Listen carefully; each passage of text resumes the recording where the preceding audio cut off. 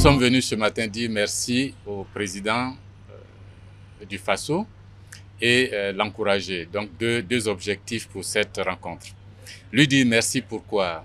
Parce que d'une part, il a réhabilité un citoyen africain nommé Thomas Sankara, qui a été président de ce pays, pour lequel il a donné un coup d'accélérateur au mémorial en lançant déjà la réalisation du mausolée.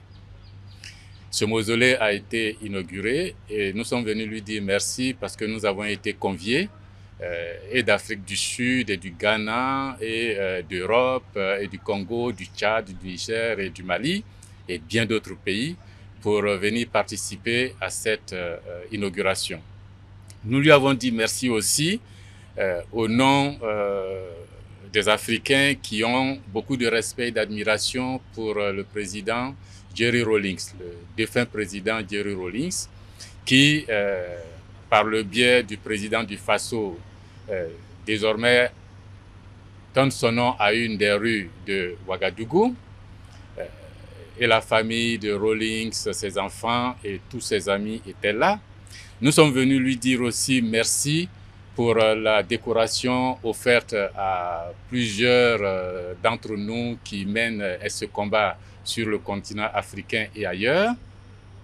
Nous sommes venus surtout lui dire merci d'être le porte-flambeau aujourd'hui de nombreux jeunes en Afrique, de nombreux moins jeunes en Afrique qui rêvent d'une certaine Afrique et nous sommes venus l'encourager de ne pas baisser les bras, de continuer à construire une armée solide pour le Burkina Faso en liaison avec les pays de l'AES, j'ai dit le Niger et le Mali, pour combattre cet élément toxique de la sous-région que l'on appelle terrorisme.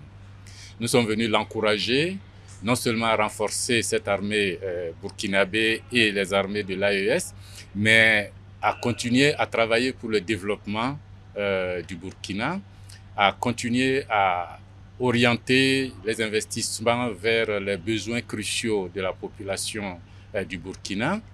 Nous sommes venus l'encourager à transmettre ce message-là aux autres pays, aux autres chefs d'État de l'AES et surtout de leur dire qu'ils ne sont pas seuls, que par le passé, l'Afrique est restée indifférente lorsque les menaces ont commencé à planer sur Patrice Lumumba.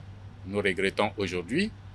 Par le passé, l'Afrique est restée relativement indifférente et le monde lorsque les menaces ont plané sur le président Thomas Sankara, que nous ne resterons pas indifférents par rapport à toutes les menaces qui pèsent sur ce que nous croyons être une révolution dans les pays de l'AES. De transmettre aux autres chefs d'État qu'il y a de nombreuses personnes en Afrique, des jeunes, des intellectuels, des cinéastes, des hommes de culture et des hommes d'action qui, sur le continent, sont à la disposition de cette dynamique.